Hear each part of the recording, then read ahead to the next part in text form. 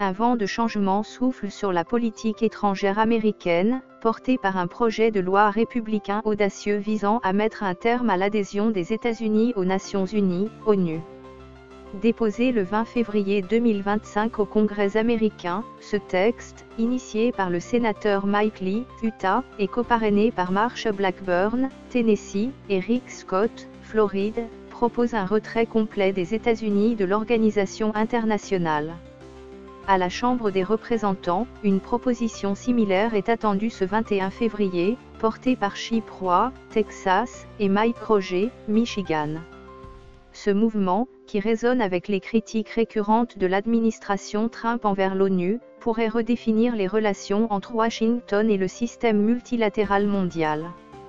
Le projet de loi, tel que rapporté par Fox News, va bien au-delà d'une simple révision des engagements américains. Il prévoit l'abrogation des principales lois liant les États-Unis à l'ONU, ainsi qu'à ses agences et commissions spécialisées, comme l'Organisation mondiale de la santé, OMS, le Conseil des droits de l'homme ou encore l'Agence de secours et de travaux pour les réfugiés palestiniens, UNRWA. Il impose également un arrêt immédiat du financement américain, qui s'élevait à 18 milliards de dollars en 2022 selon le Council on Foreign Relations, soit une part significative du budget onusien. En outre, le texte annulerait l'accord permettant à l'ONU de maintenir son siège à New York et interdirait toute participation des États-Unis aux missions de maintien de la paix. Une clause clé stipule que toute réintégration future dans l'organisation nécessiterait l'approbation explicite du Sénat, une mesure visant à empêcher une volte-face politique sans un large consensus. Les motivations derrière cette initiative sont claires pour ses promoteurs. Mike Lee, figure de proue du projet, a dénoncé l'ONU comme une « plateforme pour les tyrans » et un espace où les États-Unis et leurs alliés seraient constamment attaqués. Nous devons arrêter de payer pour cela, a-t-il déclaré à Fox News, soulignant l'inefficacité présumée de l'organisation.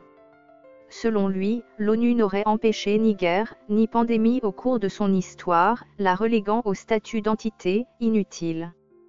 Chip Roy, de son côté, a accusé l'organisation de « profiter de l'argent des contribuables américains tout en sapant nos intérêts ».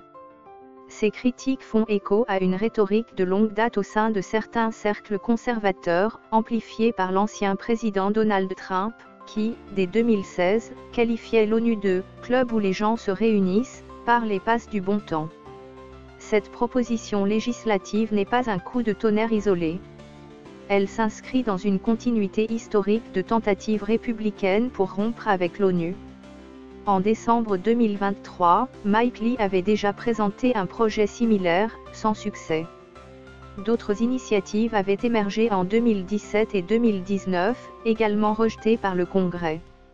Cependant, le contexte politique actuel, marqué par le retour de Donald Trump à la présidence, pourrait changer la donne.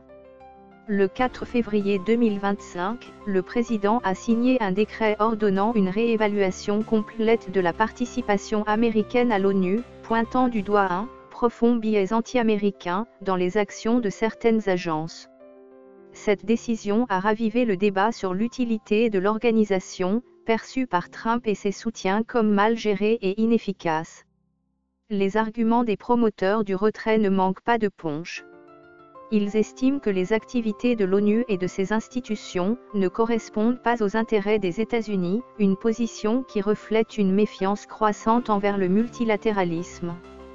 L'OMS, par exemple, a été critiquée pour sa gestion de la pandémie de Covid-19, tandis que le Conseil des droits de l'homme est accusé de partialité par Washington. L'UNRWA, quant à elle, est dans le viseur pour son rôle dans le conflit israélo-palestinien, jugé contraire aux priorités américaines par certains républicains. En outre, la question financière est centrale, les États-Unis, principal contributeur de l'ONU, estiment que leurs fonds sont mal utilisés, voire gaspillés, dans des initiatives qu'ils ne contrôlent pas pleinement.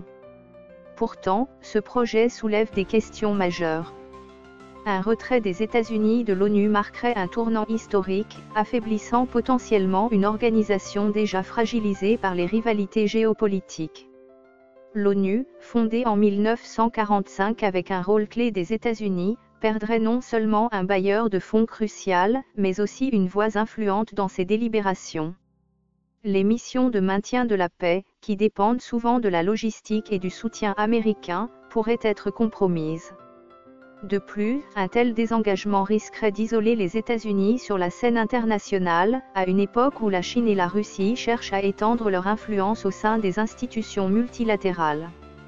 Les opposants au projet, bien que moins visibles dans le débat actuel, ne manqueront pas de souligner ces risques.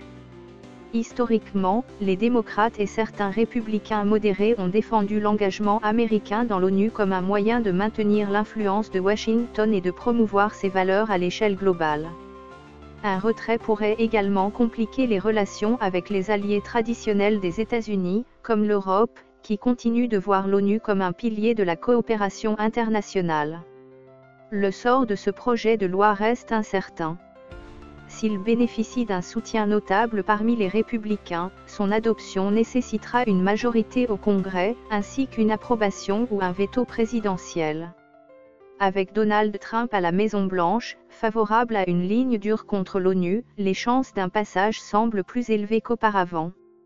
Cependant, les précédents échecs de projets similaires rappellent que le chemin législatif est semé d'embûches.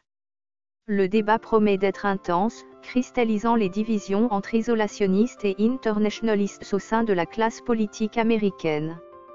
En somme, ce projet de loi républicain reflète une vision radicale de la souveraineté américaine, portée par une méfiance envers les institutions internationales. Il incarne également le retour en force d'une politique trumpiste qui privilégie l'unilatéralisme sur le multilatéralisme. Le 21 février 2025, date de dépôt officielle à la Chambre, marquera une étape clé dans cette saga. Reste à voir si les États-Unis s'apprêtent véritablement à tourner le dos à l'ONU, ou si cette initiative s'ajoutera à la liste des tentatives avortées.